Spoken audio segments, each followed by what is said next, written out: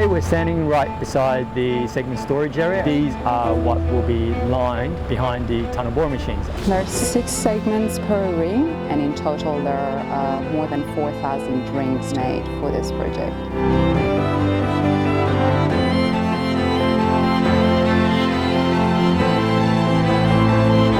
What we've done and produced in a year, it's been pretty good actually. Exciting to actually finish today.